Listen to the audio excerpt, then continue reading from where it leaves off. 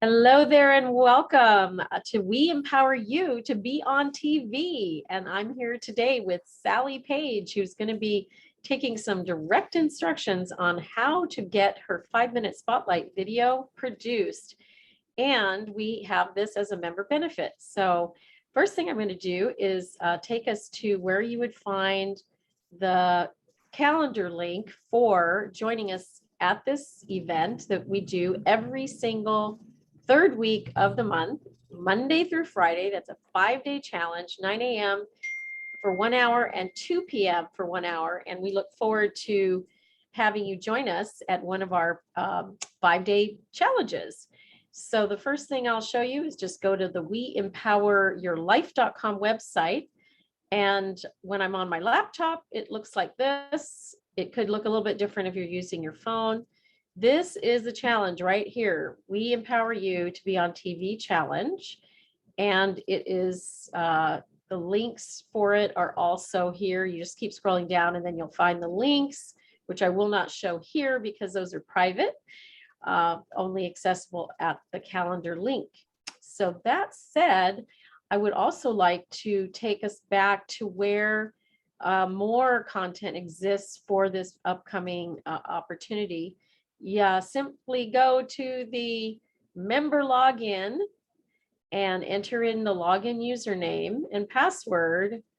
And voila, the keys to the kingdom have been opened to the weempoweryourlife.com website and the membership.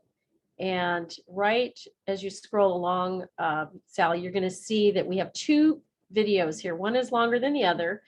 And the first thing I want to share is this: how to write a short story, because without that kind of instruction, you might be sitting there with a blank piece of paper for a very, very long time. So that's the first thing that I want to do, is share with you this video that Lee Romanoff, the founder of Income Activator, has put together for us. And it gives you 6 steps that you can follow to create your story. It is one set of instructions. There are other ways to write your story, but this one I love because it gives you just an instant way to start. And then I'll go ahead and play this for you and we'll discuss it thereafter. And again, it's found in the back of the scenes here for the weempoweryourlife.com website. And I'm going to make sure that I have my volume optimized and hide my little floating bar there, and then I'll play this for you. Here's how to write a short story in under an hour, and who knows, it may just make you famous. Before you write your short story, you may want to plan it out first. There are only 6 elements involved. They are the character, the problem the character can live with, the motivation the character has to solve the problem, the action the character takes to solve the problem, the result of the character's actions, and the change the character undertakes because of that action. You need to start by deciding who that main character is. Is it you? Your pet? Is it of a wealthy mother and 2 children? A struggling attorney? A golf pro? An alcoholic? Keep in mind that most short stories focus on one character, even though there may be other characters in that story. Start by writing down the circumstance or problem the main character has, and which they have no immediate need to address or solve. For instance, if I'm writing about an alcoholic, they may have no immediate reason to solve their situation, but the problem is obvious. Then you write in what motivation the character has to solve the problem or address the situation. In the case of the alcoholic, it could be that his mother came to him and told him that he had a child that he didn't know of, and that this child's mother had passed and his daughter was living in a juvenile home. The reason for drinking may have stemmed from an unmotivated life, and now he has a reason to solve this problem and take care of his daughter. So you move from the motivational state to the action state. What is it that he does to get to the desired state? Does he get help from friends? Does he join AA? Does he successfully go through the 12-step program? So once the action is taken, it leads you to the results. Once he's sober, He goes to see his daughter to get her out of juvenile hall. You could add a twist to the story where he discovers that she too has turned to alcohol. Ironically, with everything that he just went through, he is not only the perfect person, but the only person that can help her as she turned to alcohol because of the loss of a parent. And it's the gain of a parent that rescues her. Now, the last transition in a short story goes from results to change.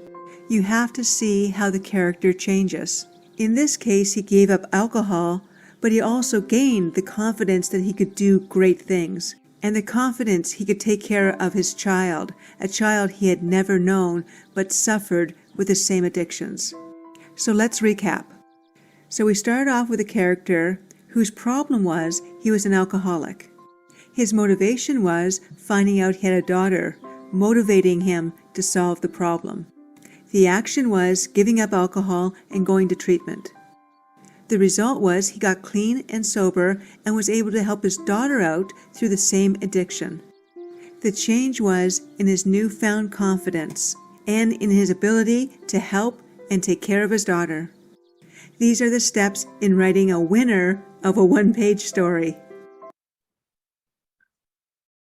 All right.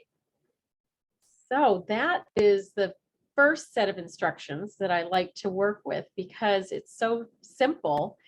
And just to share a little bit, Sally, about my personal story. So my journey started being a victim and then turned empowerer. So identifying that my story, my character really is that of an empowerer, then I have to, write the rest of that story, which I did actually write the rest of that story. And I do my story in 30-second, 60-second, 2-minute, and 5-minute versions, depending on the circumstances of when I'm sharing it. So what comes to your mind immediately about your story, knowing just a little bit about it, is that it starts with, basically, in a sense, being in a coma, right?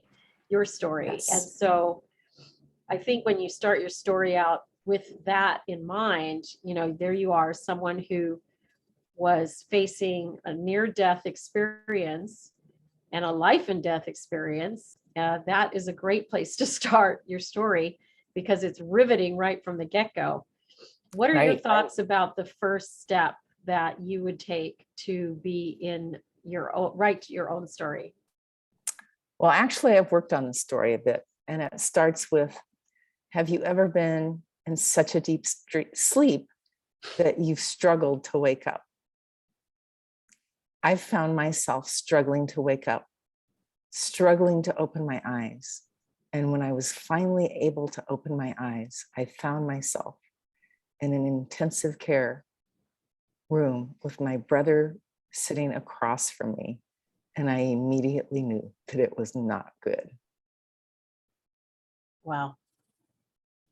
So tell us a little bit about what the not good part was, and that way we can set the stage for the story. And remembering the alcoholic who had the little twist with his daughter also being an alcoholic. There were probably a lot of twists and turns. What was the motivation? Obviously there was some content there with your physician conversations that motivated you.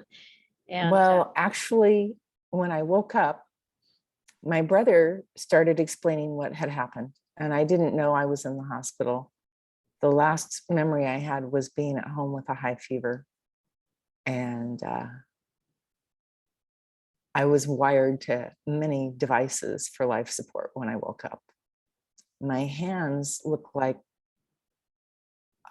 water-filled gloves, like if you filled rubber gloves with water, because my kidneys were not functioning very well, hardly at all. So there was only a few minutes of consciousness where he explained that I'd been in a coma for 6 days. I had bacterial meningitis. He told me where my son was and who was taking care of him. And I think that's all the consciousness I had. I didn't have awareness that I remember again until I was moved into a regular hospital room. And I was still wired to several things at that point. And the pain was excruciating. I felt like someone put me on the interstate and let semi trucks run over me. My arm was dislocated. I was pretty beat up because I fought off paramedics and emergency room people. I was in a 6-point restraint because I fought so hard. So I had the dislocation and many other issues, but there was a lot of pain, and there was a lot of issues with a lot of things. The doctors basically said it was caught so late that I would never function normally again. But what I was given was an inner knowing that everything would be all right, that I would function normally, that I would heal, and I would live to raise my son, who was only 17 months old at the time. And he is the reason I came back. I went into a space where I was given a choice, and I saw my son, and I knew what his life would be like if I wasn't there. And I was like, I cannot let him be raised without me to be there and love him and care for him. So I chose to come back. I willed myself back into my body. I willed myself to wake up. And while I was in that process, my family was talking about taking me off of life support. They all packed funeral clothes to come to California. No one thought I would wake up. And yet here I am. That's an incredible story, of course, of that nobody would ever imagine going through. And especially when you just had a high fever and you were probably just treating the fever and not aware that you had gone so exceedingly sick. Oh, I was very sick. I'd never had a headache this bad before. My neck hurt unbelievably. I had vomiting and diarrhea through the night. And I woke up my husband and I said, I'm really sick. If our son, if our son wakes up, please take care of him. I can't. And then I remember asking for ice. And I remember the last thing I remember is him trying to wake me up. And he said, your fever's 105.2. I need you to get in an ice bath. And I'm like, I can't. And beyond that, I couldn't even say anything. And my last thought was, I'm too sick. We'll just have to figure it out. Wow. It's like, why am I not in the hospital? And I'm like, I can't even have a discussion with him about this. I'm too sick. Yes. So while that you was were it. in the coma, and then just the days after you woke up, there was some motivation that came to your mind, right? So you went into this inner knowing space. I to had the inner discover- knowing right after I woke up, not immediately when I was still in the intensive care room. But when I got to the hospital room, I had a deep inner knowing that this was not going to be my life. I was not going to be stuck like this, but I would heal, and I would heal others, and I would be given the gifts I needed to provide others with healing that really took them to a place of wholeness, not just healing the physical body, but of a higher level of wholeness. I am totally with you on this. And so returning to the story that Lee had outlined for us, I want to go back to these very important 6 elements for looking at. So obviously the main character is you. And sober, and was able to help his daughter out. How would you characterize your main character if this was a story in a movie, a story that was being told to somebody else, being read out of a book? What is the context of this main character? You had some life things going on. I did. I grew up with an abusive mother. I was literally her punching bag when I grew up. Oh, wow. And I married a man who was very fun and intellectually challenging, but he also was controlling, and he was like a very extreme narcissist. So he would, I worked very hard to support him in every way I could. I gave up my own things that I should have said no to. Like when we moved to California, I could have finished my master's degree at Stanford, and he just had a fit. He goes, all you have to do is write them a letter saying, I'm stupid enough to pay your exorbitant tuition. And even though the company I worked for would have refunded a good part of that, he just threw a fit and we had total war over this. And then later, after I had my first near-death experience, was metal poisoning, where I had to leave NASA. The doctors didn't know what it was. I had to really search for someone who could find poisoning. And eventually they found out it was nickel. And I went through chelation, and that was intense. That was my first wake-up call. And by then, I had to quit work at that point and recover. It was a long recovery. Chelation helped, but it didn't do the whole job. It didn't bring me back to functionality. So I really studied and dove into alternative literature and read everything I could about people who healed when the doctors said they wouldn't. Because if you can understand the exception to the rule, you'll understand something that actually works that is not being identified as a solution. So there was a disconnect with him where he was just like, he was engaged with his job. My life didn't matter. When I recovered from that, I wanted to go study Chinese medicine. And we had a big war over that. He was doing very well with his company. He had more than enough money to provide for both of us very well. And I'm like, I can't go back and live in a computer room. I need to be around people. I'm a social person and I want to help people heal. And another big blow up. Absolutely, you cannot do that. We don't have the money. It's stupid. You have an engineering degree. And again, I caved. So I wasn't honoring my inner voice. I wasn't honoring my inner truth because I'd always had to give that up to the person who was controlling me. And then another time, well, by the time when I got pregnant with my son, I had just given up on him and ignored him. And I had done all the work to enroll in Hahnemann and Palmer Chiropractic School. And within about a month of starting both schools, I was finishing up my organic chemistry. And I told my instructor, I go, I'm pregnant and I'm really nauseated and have to leave the class because of that. And he's like, oh my God, let me check the chemicals and see if you've been exposed to anything that would damage the fetus. I'm like, oh my goodness, I'm done. I'm not going to risk this baby for anything. And then he had a long talk with me and he said, listen, I want to tell you about the chemicals and the cadaver work because that exposure is not good. He said, I'd really recommend that you wait. So after talking to him, I decided to wait to pursue the education.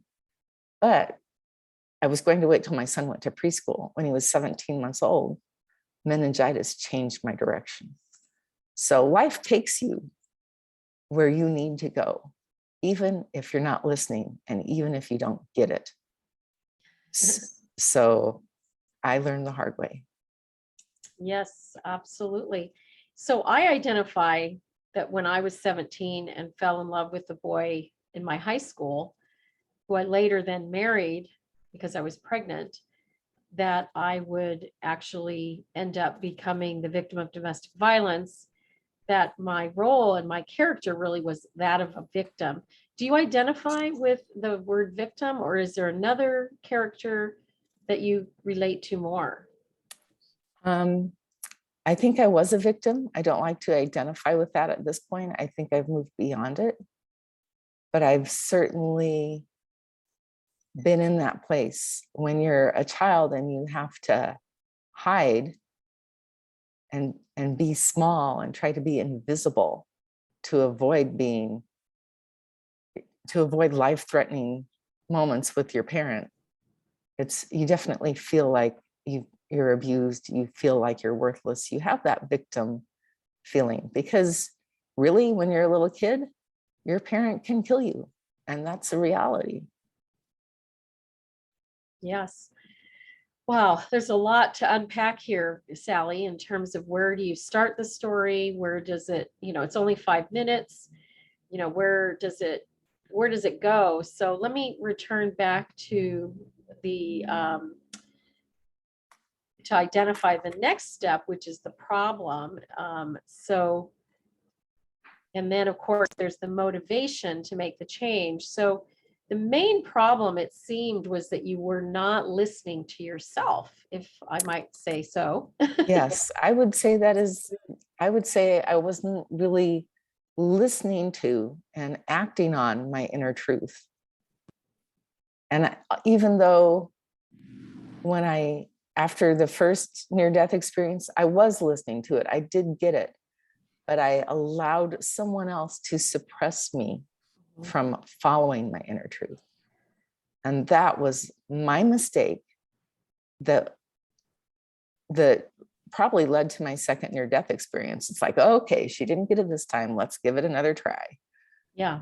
So listening to that inner voice is really, something happened to you when that the series of things that happened in your life, from being raised with in domestic violence, and then coming out and having a narcissist for a husband, and then the doctor saying to you also, you're not going to recover, where there's nothing more we can do for you. Something said, not on my watch, not on my watch. I'm going to listen to my inner voice. I know a few things here and there.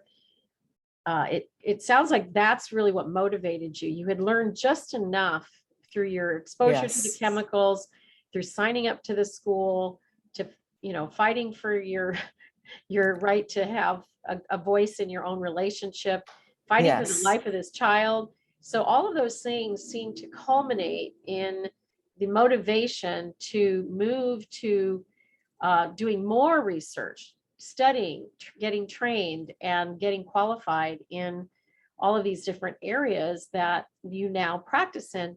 So the action was, the steps that you took, and then the results is that it ended up that you now have a fulfilling career, helping others to find their inner wisdom, to really believe and practice some of this non-traditional medicine that works and has worked for Yes. you and has worked for thousands of people who've taken your advice and wisdom, and the results that you have achieved and the change that has occurred is impacting way more than just your own life.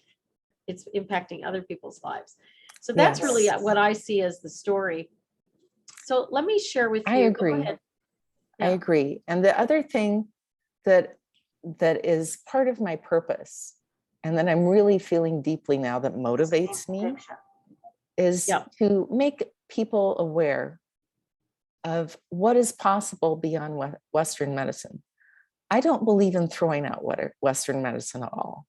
I think the best of everybody's option to heal is if alternative medicine and Western medicine people work together and communicate together. And there's doctors that are open to that and do it and embrace a lot of alternative things. But I think it's really important that we bring the best of both worlds together to provide the best medicine for the future. And we're just not there yet. So I want to be someone who helps open that door, because what I do is based in science, but it's also based in intuition.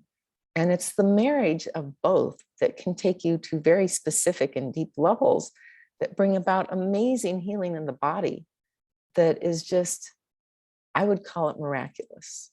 It is miraculous, I have to say. And then on top of which, it's because you've got that scientific mind, right? The mind that worked at NASA. Yes. You're not taking people down a rabbit hole of, this is like anecdotal. You actually do the scientific research to determine Yes, what is effective, absolutely. what isn't. And, I'm sure you're still on the fence on a couple of things that you've learned and discovered and explored. Yes, And that's true. the next thing I want to share with you is it's in the hero's journey, is very defined storyline that is very well put together in a movie called Finding Joe. And it features Deepak Chopra, Robin Sharma, Rashida Jones, Sir Ken Robinson, just to name a few. And within this video, there's a slide that they share that I'm going to share with you right now. And it is another way to look at the story, and so that you can flush it out even better. So let me bring that up here. I'm going to hit the play. Oh, where's the play? Here it is. Okay. Come on back. Okay. So I will play a little bit of this video for you in just a moment, but this is the full and complete best depiction of writing a story that is come to be known as the hero's journey. You know, you're out in the wasteland. You know, the wasteland in your case started at a very young age, right? Your mom's hitting you. You could die at any moment. You know, you're trying to predict her every move. You then sign up with a narcissist to boot, and then you know you've got some issues there as well. Yeah, it was always about trying to pacify the angry person. Yes, you know, it's like you're above that, being physically assaulted by him. He doesn't do that to you, but then the mental assault is there. Yes, it was control and the being in a relation with someone who was not really in the relationship. Yeah. Married, but he was not engaged in the marriage. So I was really alone and I was really isolated. And then, it was you know, you get hard. you get the opportunity to be a mother, which is really another motivation right away. You're motivated to, you know, get the heck out of these environments where you might get exposed to chemicals. And you know, he motivates you actually also to live, even in spite of the fact that you have just been in a coma for 6 days. And even just before you go into the coma, you're out there taking care of your son. So he too is a motivation, right? Big motivation. Yeah. So essentially the hero is in the wasteland. You know, there's a calling that keeps calling you. And the call was, there's more to life than what I can see right now. Yeah, more to life than just the science, more than the technology. I want to pursue, right? That is my path. And no, it doesn't look like the normal path. It's not an MBA. It's not linear, you know, it's not go from high school to college and get a degree and then get a PhD. No, it's not that. It's something else. So that reluctant hero. So you're sitting in this reluctant space where you're not able to execute what you do now. It's like you've got like an idea, fire in your belly is brewing, you know, you've got this concept that might fill your needs, but you've got all of these issues to tackle along the way. And then you cross over the threshold, right? You're back to being alive. You're saying to the doctors, you know, I don't care what you're saying, I'm going to live, I'm going to walk again, I'm going to teach myself whatever I've lost along the way. And there's some probably magical helpers that come along, whether that's research that you've done or speakers that you've heard or people that came into your life. And you get an initiation where you know with certainty this is your calling. And now there's no turning back. You've crossed that threshold, right? And you're going to enter. I think I actually did know that healing was my calling before I had meningitis. Because, yes, I would say you likely did. A lot of people because I was already enrolled to become a doctor of chiropractic and get a degree at Hahnemann. Yeah. But you were in that reluctant stage, you know, where you're a reluctant hero, you're burgeoning, but you still don't have it yet.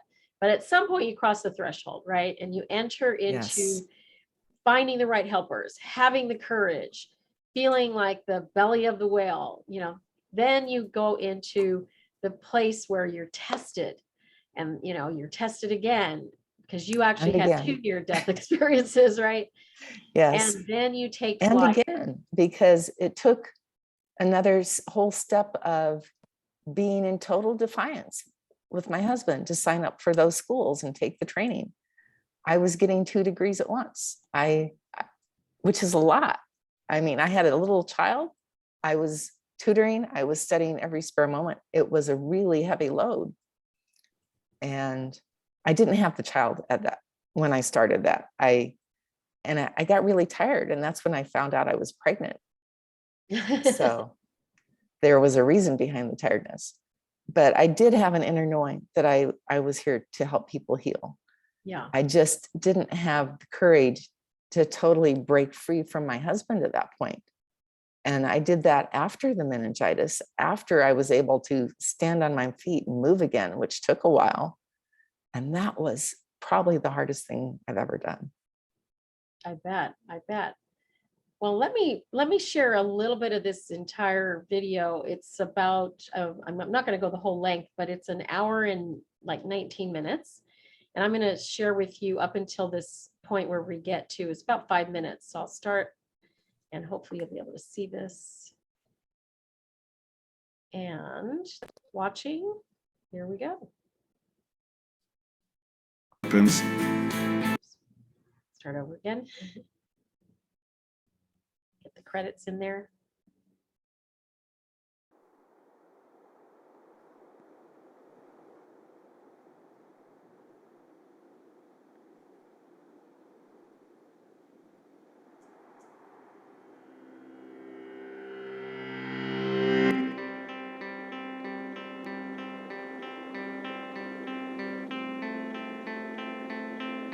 Many years ago in Thailand, there was a temple that was called the Temple of the Golden Buddha. And there was a huge statue of the Golden Buddha.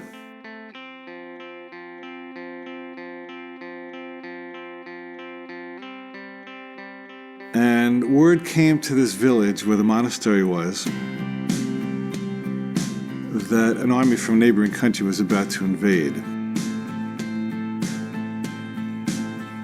And they got the brilliant scheme to cover the Golden Buddha, which is quite large, with mud and concrete so that it looked basically like a stone Buddha, and the army would perceive no value in it.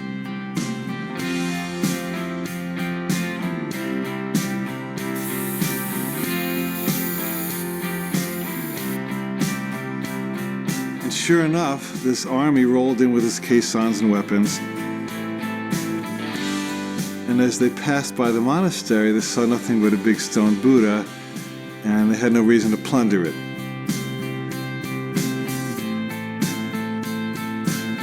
Well, years went by because the army continued to occupy it, until there was a time in the monastery in the village when no one remembered that the Buddha was golden, until one day a young monk was sitting on the Buddha meditating on his knee. And as he got up, a little piece of concrete happened to crack off, and he saw something shiny. He realized there was gold under there. And so he ran to his fellow monks and said, "The Buddha's golden, the Buddha's golden." They all came out and they realized he was telling the truth, and they took their picks and hammers, and eventually they unearthed the golden Buddha.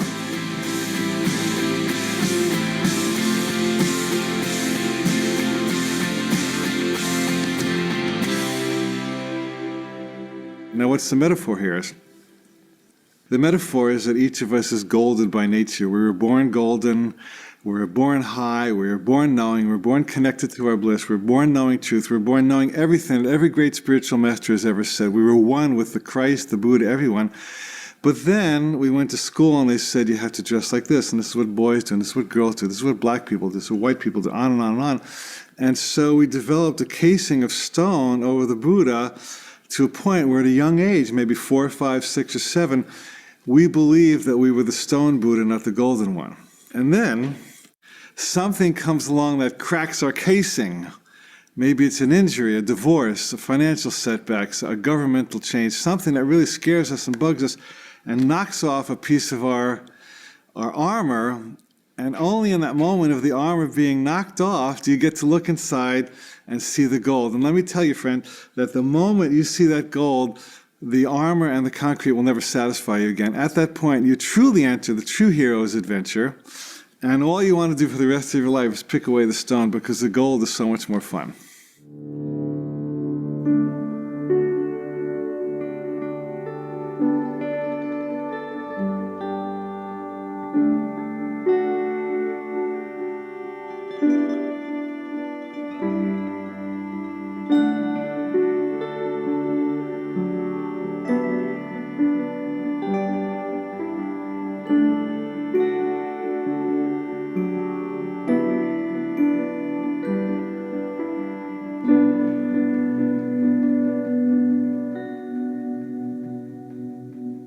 Who is Joseph Campbell and why should we care?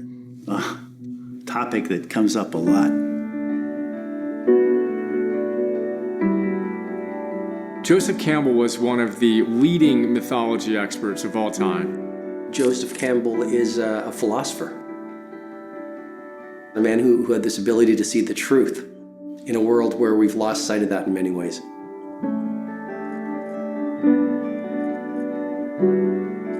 He studied all of these classical myth traditions, and he actually started by studying Native American mythology. He fell in love with it when he was a kid. This was his bliss. And he wound up studying the Aboriginal cultures. He studied Greek mythology. He studied Arthurian legend. He dissected and really diagrammed all of our stories. He compared the philosophies, the mythic stories of the whole world. All myths, all movies, all novels, all romances. And he find this one story within all the stories that we can relate to no matter where you come from. He recognized that in spite of all the different stories we seem to be telling, there's really only one. And he called it the hero's journey. There must have been thousands and thousands of hero stories from every culture, but until Joseph Campbell came along, certainly I never realized how they all kind of fit together and how they were basically the same story. I was a religion major in college. I was taking my final exam, and I had a moment where I was just gobsmacked. It's just like, holy crap, it's all the same thing. I mean, it is really all the same thing. The hero's journey is a pattern. You can almost think of it as an algorithm that has three basic parts: separation, initiation, and return. Separation.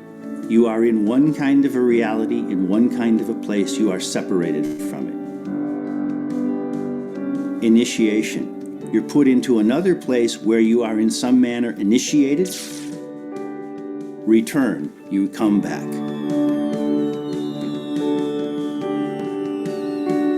A simple version of the hero's journey is, someone starting out in their normal protected world and then getting a call to adventure. The call to adventure.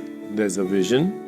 There's a quest. It's the story of the hero enduring some trials. Various trials and ordeals. Meeting different obstacles along the way, people that hurt you, people that help you. Doors will open, as Campbell would say, for you where there are no doors for others.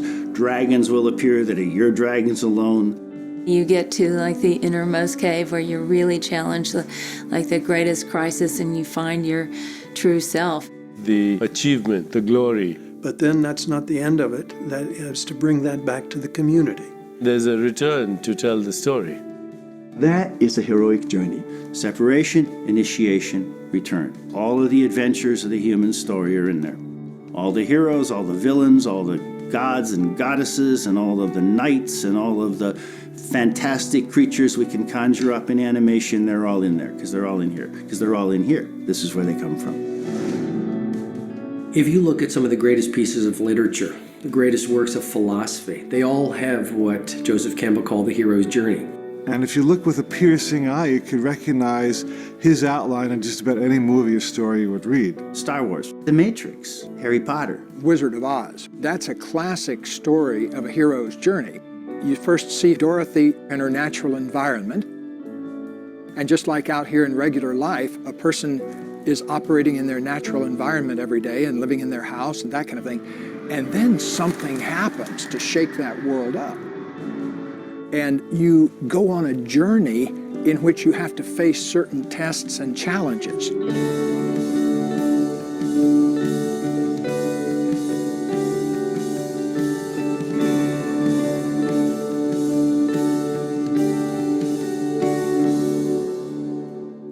Storytelling is typically about people.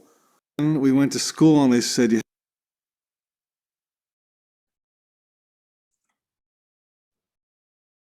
so that is the hero's journey that I want you to watch the complete video because it is. I've watched it several times, but I will watch it again. Energetically, when I'm listening to it and I'm writing, it kind of just teases me into, oh, the dragons, the hero, the different aspects of my life. And so I can write a better story listening to that, but also following the 6 steps, making it really easy that Lee has put together.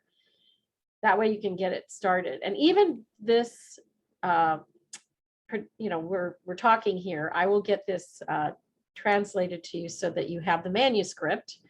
Oh, and thank you. Then you'll be able to take that transcript that I can get from YouTube, and you'll be able to see what parts to move around, what order do you want to tell the story. And you'll have something to start with, and then you can move from there. We've covered most of your story as I'm recalling it.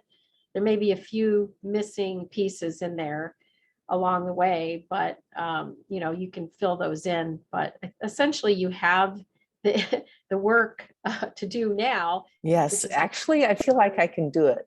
When I first tried to do this, I didn't feel like I could really put the pieces of the story together and make sense of it in a way that other people would understand. But now I feel like I can speak to it in a better way. Great. We'll see where it goes. That's the next step, is to get you speaking it out loud, and then you'll get some feedback from me. We can have others weigh in and give you also feedback, and then send it over to Lee and have her feedback. And then you practice it and practice it and practice it, because you want to get it to be authentic and natural. Yes, speak and it, flow, and have it flow. And you can take your story and literally speak out a portion of it in 30, 60, 2-minute sound bites. And then, eventually you'll have a whole entire speech. You could have a whole entire workshop. You could have a whole webinar that's based in part sharing your story and incorporating the lessons and so on and so forth. So yes, the lessons are getting very clear to me. I think it takes some time and perspective to look back on your experience that you haven't put it in that framework to say, oh, this was the challenge, this is the lesson, this is the change. Yeah. But I think this really helps me do that. So I really appreciate this. This was quite helpful. Thank you, Bettina. Absolutely. There's one other video that I wanted to share with you, and I need to get back to YouTube here. And while I'm looking this up, it's called The Crazy Ones, and it's a really short video. Do you have any particular questions about how do you do this 5-minute spotlight video? How do you get this going? It feels like I have to put my story together first. And I really want to do a very good job of it. I feel like I can at this point. So I think that's where I begin. But I'm sure you have the next steps in mind, because you know these things. You do this all the time. Yes, we have had some successful folks pop out of the system here that have benefited, and I'm hopeful. Very impressive. I've seen some of this. Have you do the same? So let me bring up one final share, and then if you need these, they're back in, well, 2 of them are in the We Empower You website in the member login. You just use your member login. And let me go ahead and share this last one. This one is Apple Steve Jobs. Here's to the Crazy Ones, and it's quite good. Here's to the crazy ones, the misfits, the rebels, the troublemakers, the round pegs in the square holes, the ones who see things differently. They're not fond of rules, and they have no respect for the status quo. You can quote them, disagree with them, glorify or vilify them. About the only thing you can't do is ignore them, because they change things. They push the human race forward. While some may see them as the crazy ones, we see genius. Because the people who are crazy enough to think they can change the world are the ones who do.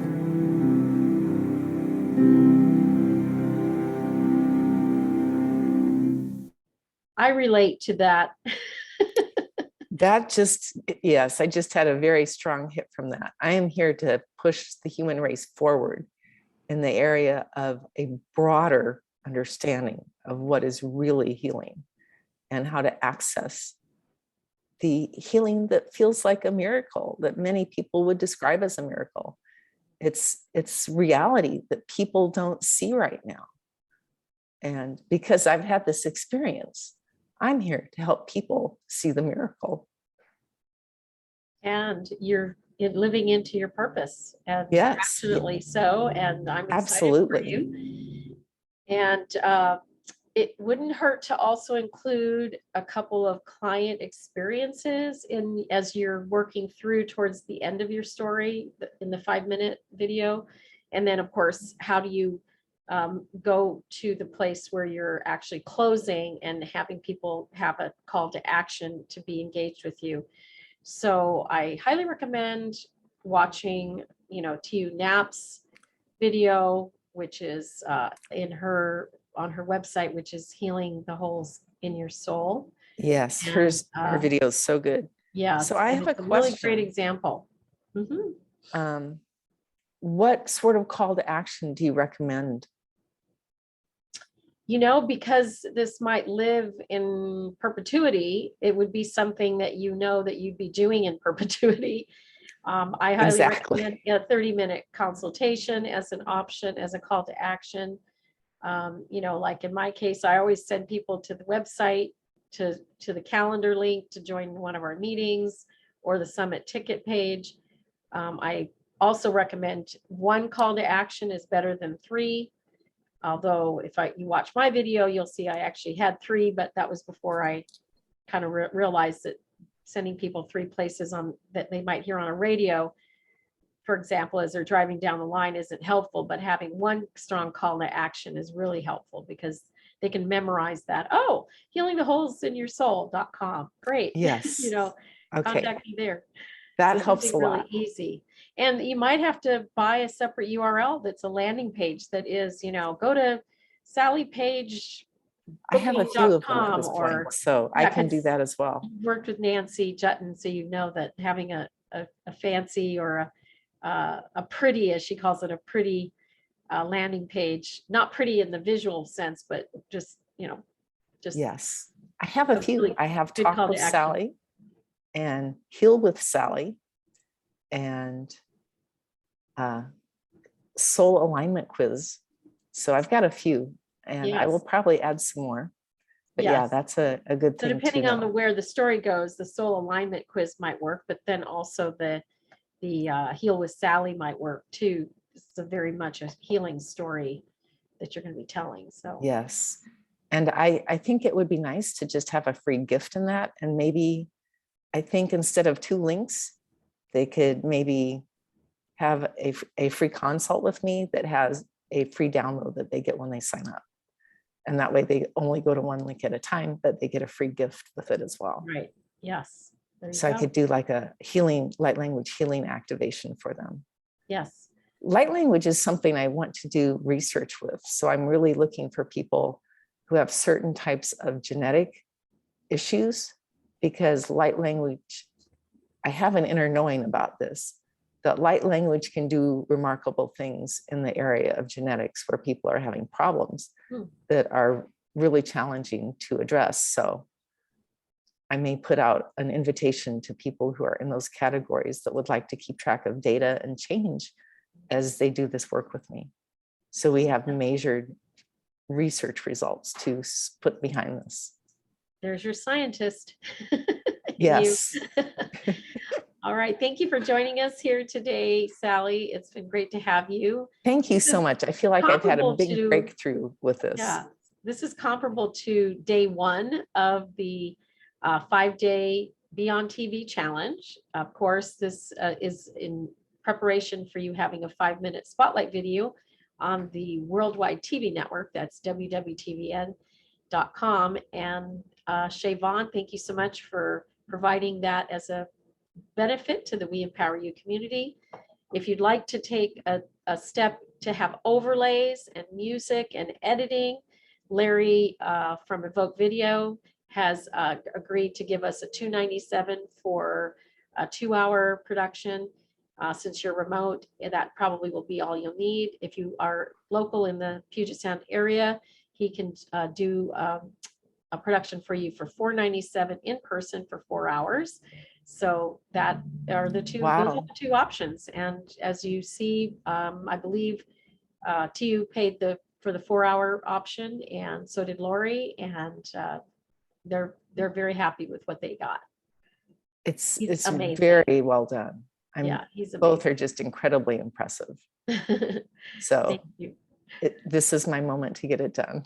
Yes, let's get it done. All right. Absolutely. Thank For you, those of you Bettina. watching and listening, to We Empower You and the community, as well as go to visit us on the website at weempoweryourlife.com. Click on the calendar tab and join us. This meeting is open to the public. It's free. And I do this at 9 a.m. and 2 p.m. the third week of every month. And I'd love it if you joined us. Thanks so much, Sally. Bye for now. Thank you.